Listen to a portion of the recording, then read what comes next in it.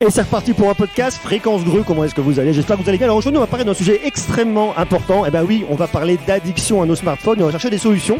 Et pour en parler aujourd'hui, on est où? On est à Vegas. Ben ouais, je vous fais voyager, c'est plutôt pas mal. Mais avant, j'ai un message important pour vous. Abonne-toi au podcast de mon papa, sinon gare à toi. Alors aujourd'hui, il faut tout se dire. On est avec Alexandre Fauché, qui est le CEO, c'est-à-dire le big boss d'une boîte qui s'appelle Poz, P-O-Z-Z-Z. C'est comme Monsieur Greux avec 3 R. Là, vous avez 3 Z chez vous. Comment ça va, Alexandre? Ça va très bien. Alors, je suis très heureux de te voir, de pouvoir discuter avec toi, parce que vous proposez une solution intéressante pour venir répondre aux problèmes d'addiction au smartphone qui touchent tout le monde. Là, il y a une égalité parfaite, une équité parfaite, je ne sais pas comment le dire. Les grands, les petits, c'est un constat qui est un peu flippant quand même, non? Alors oui, on essaie de pas être culpabilisant, mais faut être factuel. Il y a un vrai sujet, quoi. Aujourd'hui, on est entre 4 et 6 heures par jour sur un smartphone. Alors, faut faire le calcul, c'est un tiers du temps éveillé. Et puis, si on se dit dans 10 ans, bah tiens, qu'est-ce qu'on a fait? Ça fera 2 ans, plus de 2 ans, à faire ce geste-là, à scroller. Alors, sur 10 années, ça veut dire qu'on a 8 ans qui ont été à peu près utiles, ouais. Où on a quand même dormi et passé beaucoup de temps, ouais. Et le reste du temps, on l'a passé sur rêver sur smartphone. Bah voilà, c'est ça. Alors, c'est horrible. Bah c'est super un smartphone. Hein. Moi j'adore, j'y passe beaucoup de temps aussi. Je suis d'accord avec toi. Donc l'idée c'est pas de revenir au monde d'avant, hein, c'est pas du tout ça. On n'est pas culpabilisant ou quoi que ce soit. Mais on dit de temps en temps faut faire des pauses, quoi, parce que on est dans le geste réflexe aujourd'hui, c'est-à-dire qu'on prend son smartphone, il est sur la table, on sait même pas pourquoi on le prend, et puis une demi-heure après on vous dit mais vous avez fait quoi? Je sais pas, j'ai traîné, j'étais sur les réseaux sociaux. Ok, super, mais on peut pas faire ça 6 heures par jour, c'est pas possible. Ouais. Alors il faut quand même dire que le smartphone, sur toute la partie addiction, ça utilise des biais cognitifs, c'est le système de récompense dopaminergique. Alors on va pas rentrer là-dedans, on va pouvoir le retrouver sur plein de choses, mais c'est vrai qu'il y a toujours un appel. Je sais pas si ça vous le fait d'ailleurs, vous qui écoutez, est-ce que vous avez votre téléphone qui est posé, puis on ne sait pas pourquoi, on le prend, on a besoin de regarder, et on se dit mais en fait je regarde du rien, je fais du rien, et c'est un rien qui prend beaucoup de temps. Tu dis 2 ans sur 10 ans, moi je trouve ça absolument incroyable, c'est dingue. Eh bien c'est ce que tu décris très bien, on parle du FOMO, c'est le terme, le fear of missing out, on a peur de rater quelque chose, donc on va vérifier ses mails. Là en venant avec toi à Vegas dans l'avion, je regardais des gens devant moi, ils passaient leur temps à passer d'une application à l'autre et de faire le geste là pour faire le refresh, tu sais, vers le bas. Ouais. Et le truc avait même pas le temps, ils passaient d'une app à l'autre, donc à bout d'un moment ça devient, c'était ridicule, quoi. Ouais, ça devient absurde. Ouais. Alors on sait qu'il y a différentes solutions qui existent et on le voit notamment au niveau du côté applicatif des constructeurs, que ce soit sur iOS ou Android. On va avoir effectivement le système de gestion du temps. Ouais. Où on voit effectivement on peut désactiver le soir, ok, bon, pourquoi pas, mais toi tu as pris carrément un parti qui est totalement différent, c'est-à-dire on prend un objet, c'est une pochette. Explique-moi, parce que le truc est assez intéressant. Alors, c'est une pochette, on glisse son smartphone dedans, et quand la pochette se ferme, on détecte la fermeture, on vérifie que le téléphone est dedans verrouillé, et au bout de 15 minutes, on donne des points. Donc c'est de la gamification, c'est une mise à distance physique du téléphone, et ça c'est hyper important. Si tu veux arrêter de fumer et que tu as un paquet de clopes devant toi, tu peux pas y arriver, c'est pas possible. Ouais. Un fumeur qui veut arrêter, la première chose qu'il dit, je finis mon paquet. Donc là c'est le même sujet, c'est y a des études qui l'ont dit, hein, le fait d'avoir un téléphone devant soi, on est sur de la vraie addiction, donc il y a cet appel, on le prend, voilà. Donc nous, la grosse force de Poz, c'est cette mise à distanciation physique du téléphone, on ne le voit plus.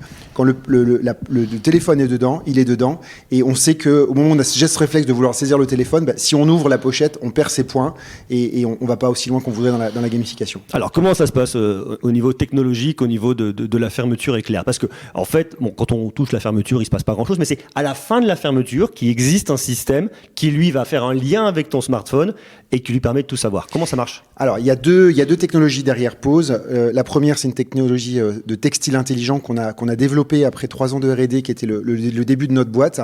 Donc il y a un brevet dans 15 pays aujourd'hui. Donc c'est tout con, c'est un interrupteur, c'est un interrupteur sur un zip. Donc on zip tous, on a du zip sur les sacs à dos, on a du zip partout. C'est un geste naturel du quotidien. Donc nous on l'a digitalisé. Comment il marche cet interrupteur? Tu passes le curseur sur une zone et il y a une tresse de textile conducteur qui est dans la trame du fil, pour aller très dans la technique. Ouais. Et on récupère une information électronique et on détecte le sens de passage de la fermeture. Et c'est alimenté par une pile? Alors il y a une toute petite pile bouton, une pile de montre, ultra standard qu'on trouve bureau de tabac pour 2 euros. Ça dure 1 an d'autonomie. Donc voilà. Donc d'un côté, il y a le zip, qui est le capteur, c'est ouvert, fermé, c'est tout bête. Et de l'autre côté, il y a un petit boîtier Bluetooth où, comme sur un objet connecté, comme il y en a plein aujourd'hui, on va communiquer avec le téléphone. Et pour vérifier que le téléphone est dedans, il y a un appairage initial qui se fait entre la pochette et le téléphone. Donc c'est vraiment, on détecte le téléphone. On peut pas mettre un livre ou une pierre dans la pochette, ça marche pas. C'est fiable, ça marche. Donc on détecte que le téléphone est dedans, verrouillé, et la pochette fermée. Donc 3 conditions: verrouillage, proximité, lock du téléphone. On démarre une pause, on comptabilise le point, et après c'est des apps, c'est iOS, Android, on a une app sur chaque plateforme. Et là, la gamification démarre avec les points, les rewards, les progrès, les objectifs. Comme il y a des applications pour courir, pour mieux manger, ou pour arrêter de fumer. Hein, l'analogie avec les addictions marche très bien sur la cigarette. Voilà. Donc c'est ça, pause. C'est un capteur textile, un peu d'électronique pour faire du Bluetooth et des apps. Ok, je trouve ça intéressant. Alors maintenant, tu me parles de gamification, on va se parler effectivement d'usage. On voit que le but, c'est de décrocher très clairement. Pour autant, moi, je me dirais, je ne vais pas forcément aller acheter une pochette. Combien vous la vendez, la pochette ? Alors, la pochette est vendue 59 € aujourd'hui. Elle est distribuée chez... Je peux le dire ou pas ? Tu peux tout dire, ce que tu veux. Voilà, on a eu la chance d'avoir des retailers français qui nous font confiance et qui font des paris sur des produits nouveaux. Donc ça, c'est super. Donc on est chez Cultura, on est chez Boulanger, on est chez Cdiscount Innovation Santé. Ok, trop cool. Donc ça veut dire que moi, je mets 59 € pour venir décrocher. C'est parce que je suis auvergnat que je te dis ça. Hein. Tu sais, pour moi, un sou est un sou. Mais c'est important. Non, mais c'est vrai. Alors après, donc ça, c'est le premier usage. Moi, je le prends et j'achète pour moi. Ok. Bon, je ne suis pas intimement convaincu que je le fasse, ou alors je vais peut-être le faire décrocher un peu. Mais quand j'en ai vraiment besoin, je l'ouvre et je dis allez, tant pis, je prends. Est-ce que la gamification sera suffisamment forte pour marcher sur moi ? Je ne suis pas convaincu. Par contre, tu me parlais d'un deuxième usage qui, là, par contre, pour moi, prend tout son sens. C'est du parent à l'enfant. Les enfants ont des smartphones de plus en plus tôt. Il faut faire extrêmement attention. Ça pourrait faire le sujet d'un futur podcast. Mais c'est toujours un peu touchy de se dire allez, je donne un smartphone à mon enfant qui a 12 ans, 14 ans, entré au collège, par exemple. Moi, la question se pose pour mon fils qui a 8 ans aujourd'hui, donc j'ai encore un peu de temps. Mais pas tant que ça. Bon, on en a parlé avec ma femme. Tu vois, arrivé en 6e, hop, paf, le smartphone, ouais. Tu feras attention. Je veux qu'il prenne du temps pour lui. Je ne veux pas qu'il tombe dans ce côté addictif. Et là, je trouve ça génial. Alors, tu peux me raconter comment est-ce que tu vois les choses et comment est-ce que la gamification peut permettre à mon enfant de ne pas s'enfermer dans son smartphone toute la journée ? Alors, c'est le cœur du sujet. Aujourd'hui, Pause, on a vraiment anglé le produit sur les adolescents parce que les adultes, alors ça marche, on a des clients adultes, bien sûr, on a des couples, on a des étudiants qui veulent se concentrer, on a des couples où il y a des problèmes de dialogue, où il n'y a qu'à voir au restaurant aujourd'hui ou dans la rue, les gens sont collés à leur téléphone. Donc, il y a un vrai sujet de société autour de ça. Ça va créer des divorces, ça, non ? Mais il y a des gens qui se séparent. Il y a des psys qui m'ont dit, mais c'est un vrai sujet. mais alors, donc, les ados, les pré-ados, il y a quelques années, on avait son téléphone portable en seconde, en 4e, en 3e. Aujourd'hui, dans la classe de mon fils, il est en 5e là. Il y a 2 enfants qui n'ont pas de smartphone. En 6e, c'est pareil. Il y a une étude je crois que c'est le Crédoc qui a sorti une étude il n'y a pas longtemps. L'âge moyen du téléphone portable en France aujourd'hui, c'est 9,9 ans. Ça veut dire qu'on est avant la 6e et qu'il y a des gamins qui en CM2 ont un portable. Alors moi, je suis pas là pour juger les parents. Chacun fait comme il veut, mais je pense que c'est trop tôt. Oui. Je pense que c'est trop tôt et que le cerveau de ces enfants qui est en plein développement n'est pas adapté. Voilà, donc si c'est 1 heure par jour, que les parents ont configuré tous les contrôles parentaux, qu'il y a de l'accompagnement, que c'est dans le salon tous ensemble, pourquoi pas. Mais il y a des enfants qui sont livrés à eux-mêmes avec un portable et ça, c'est pas possible. Donc nous, ce qu'on dit, c'est Pause, c'est la conduite accompagnée du téléphone portable. Prenez les bonnes habitudes. Donc votre enfant, il va avoir un téléphone. Vous pouvez résister 1 an, 2 ans, il en aura peut-être un en 4e, pourquoi pas. Vous serez des résistants déjà. Mais Pause propose de prendre des bonnes habitudes. Donc, tu as un portable, c'est une grosse responsabilité, mais pendant les devoirs, moi, je suis atterré de voir un gamin, le nombre de notifications par jour qu'ils reçoivent. Ils ne savent plus se concentrer. Quand ils font leurs devoirs, plus de 5 minutes sur un sujet. Il faut qu'ils switchent comme ils zappent d'une application à l'autre. Donc, le sujet, c'est là, c'est de dire, tu as ton portable, c'est cool, on a un contrôle parental. Nous, on n'est pas concurrent avec le contrôle parental. Au contraire, on le recommande fortement. Ça va filtrer les contenus, ça va mettre des bornes maximum de temps par jour à passer sur le téléphone avec une coupure. Mais ça n'éduque pas. Et il n'y a pas la distanciation physique que Pause apporte. Nous, ce qu'on propose, c'est que les enfants, on leur dise 1, 2 fois, 3 fois par jour, tu fais des pauses. Donc d'eux-mêmes, grâce à la gamification, ils vont être encouragés à mettre le téléphone, à faire ce geste en disant tiens, le téléphone, on ne le voit plus. Qu'est-ce qu'on fait ? On prend un bouquin, on joue. Et pourquoi pas, on s'ennuie un petit peu. Il paraît que ça a plein de vertus pour la créativité et pour la formation du cerveau, pour être créatif. Donc voilà, donc bien démarrer avec le portable. Voilà. Et il y a une deuxième catégorie de personnes, c'est quand à la maison c'est un petit peu compliqué, 12, 13, 14 ans, où les parents passent leur temps à faire la guerre, la police. On était en boutique, nos retailers nous ont invités sur le terrain, on a rencontré plein de parents, on a eu beaucoup d'échanges, c'était hyper intéressant. Et il y a des familles qui vivent des drames, c'est-à-dire que c'est conflictuel. Et donc là, Pause va être un médiateur parce que c'est Pause qui envoie la notif en disant c'est l'heure du coucher, il faut ranger le téléphone. Pause va dire il est 18h, t'as pas encore fait ta pause. Et donc ça, c'est cool parce que ça allège un peu le rôle des parents et c'est Pause qui devient le grand frère bienveillant qui dit fais un peu gaffe quand même. Ouais, ça peut éviter qu'il y ait des conflits tout le temps en permanence et effectivement ça déplace le problème. Ok, je comprends. Est-ce que tu as des exemples de gamification? Parce que tu parlais effectivement, tu dis ok, je fais de la gamification avec mes enfants et tu m'as montré, il y a une application où on voit qu'on peut gagner des points, mais comment réussir à motiver un enfant si des points ça reste que des points mais qui ne se transforment pas en quelque chose après? Alors on y travaille. Le Pause a été lancé il y a 6 mois. Aujourd'hui on donne des points et on a donné des barèmes dans le petit leaflet qui est donné avec pour dire tiens ça c'est un petit effort, un grand effort, un gros effort et on vous encourage à fixer des récompenses. On est en train de déployer une nouvelle fonctionnalité qui sera en ligne dans quelques semaines qui est les coins avec 3 Z encore comme Pause. On parle pas de crypto-monnaie ici. Non, mais okay. Ça nous a traversé l'esprit parce que le sujet est sympa aussi, c'est intéressant. Mais voilà, donc les coins, donc c'est comme dans les jeux vidéo. Les points, c'est l'XP, tu progresses et plus tu fais des pauses, plus tu as des points. Mais à un moment donné, il y a des coins, donc il y a cette monnaie interne où l'enfant va pouvoir cagnotter et dire je dépense mes coins dans Pause. Donc la fonctionnalité qu'on va sortir, les parents et les enfants vont pouvoir fixer eux-mêmes entre eux les récompenses, donc des petites récompenses, des moyennes récompenses, des grosses récompenses. Chacun fait comme il veut, il peut y en avoir un peu de tout. C'est une espèce de shop interne. Ça peut coûter de l'argent ou rien coûter du tout. Il y en a qui vont dire maman fait un câlin ou papa imite le cochon. J'en sais rien. Ça peut être un truc rigolo qui sert à rien. T'as des idées bizarres. Non, mais j'ai des idées bizarres. Moi, je sais pas pourquoi.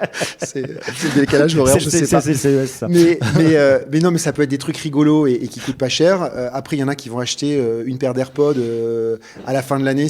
Voilà. Donc chacun fait comme il veut, mais l'enfant va pouvoir faire ses courses et cagnotter. Et on va pousser la gamification aussi parce que les enfants, quand on les interroge, ils se plaignent du comportement de leurs parents. Ils disent mais t'as vu toi comment t'es collé à ton portable? Et en fait, Pause est sociale. On voudrait que les familles fassent des pauses ensemble pour retrouver des moments de qualité après le dîner. Pendant une demi-heure, 1 heure, chacun pose son portable et plutôt que de le ressaisir et d'aller sur les infos, en plus c'est anxiogène les infos en ce moment, voilà, faites autre chose. Voilà, donc faites des pauses ensemble et puis que comme dans Mario Kart, tu peux envoyer une banane, pourquoi pas l'enfant qui voit son père qui est collé, il dépense 5 crédits pour dire à ton père fais une pause maintenant et il gagne le double de points. Donc on est sur ce genre d'idée qui nous fait marrer et l'idée c'est que ce soit, encore une fois, que ce soit un sujet qui soit le plus sympa possible. Parce que c'est pas ultra cool de demander à un ado de poser son portable à la base. Donc nous, on veut que ce soit un sujet le plus léger possible et simple et motivant pour les familles. Est-ce que tu as des datas sur l'utilisation de Pause par rapport aux exemplaires vendus? Alors, on a vendu à peu près 1000 pauses aujourd'hui, depuis le mois de septembre, ce qui est plutôt un bon démarrage d'après ce qu'on a compris des retours qu'on a pu avoir. Les gens qui l'utilisent ont cumulé plus de 30 000 heures de pause. Donc ça c'est un super signal parce qu'il y a de l'usage. Donc on est à 1,7 pauses par utilisateur en moyenne. Donc il y en a qui l'utilisent beaucoup, il y en a qui l'utilisent une fois de temps en temps.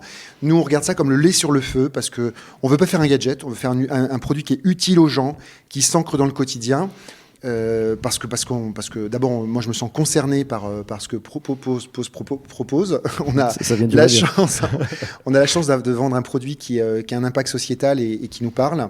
Et puis je pense que d'un point de vue business, si le produit est utile, les gens en parlent et ils l'achètent. Donc on n'est pas là pour faire un coup marketing. Pause, c'est quelque chose qui doit s'ancrer et dans le quotidien des gens et voilà. Donc on surveille ça et ça se passe plutôt bien pour l'instant. C'est super intéressant. Alors tu me parles effectivement là d'utilisation diurne où on a besoin de couper, mais aussi du point de vue nocturne. Est-ce que ça peut être une solution de se dire allez, je dis à mon enfant, une fois plus, j'ai l'idée du parent, tu le poses, allez, j'en sais rien, il est 21h, 21h30, et tu ne pourras l'ouvrir que lorsqu'il sonnera pour le réveil, par exemple. C'est des choses qui peuvent être envisagées, ça aussi, ou pas? Alors, c'est déjà en place. Ça, c'est le Ok. mode nuit. Dans la gamification, il y a deux barèmes. Il y a un barème journée où là, c'est cool.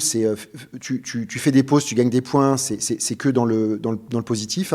La nuit, clairement, on dit la nuit c'est pas négociable. Pour un enfant de 13 ans, 14 ans, il a rien à faire sur TikTok à 23h40. Personne peut dire que c'est bien pour son sommeil, pour son parcours scolaire. Donc, la nuit n'est pas négociable. Donc, les parents règlent à l'heure du coucher. Et pause va rappeler que le téléphone doit être dedans. Et dans la gamification, encore une fois, il y a le nombre de nuits qui sont bien respectées et ça fait partie des objectifs de la semaine. Donc ça fait partie des points et c'est vraiment un critère super important pour nous. Bon, écoute, je trouve ça vraiment super. Si ça vous intéresse, www.pose.com. Attention, P-O-Z-Z-Z. Faites vraiment attention.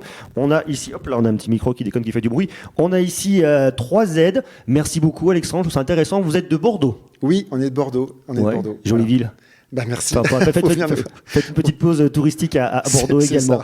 Écoutez, merci beaucoup Alexandre. J'espère que ce sujet vous aura intéressé. Moi, je le trouve extrêmement intéressant parce que je vous parle beaucoup de smartphones, beaucoup d'objets connectés, mais il faut apprendre à déconnecter. C'est extrêmement important. Et notamment ici, pause, peut-être une solution vraiment intéressante pour vous permettre vous de déconnecter, mais également, pourquoi pas, vos enfants.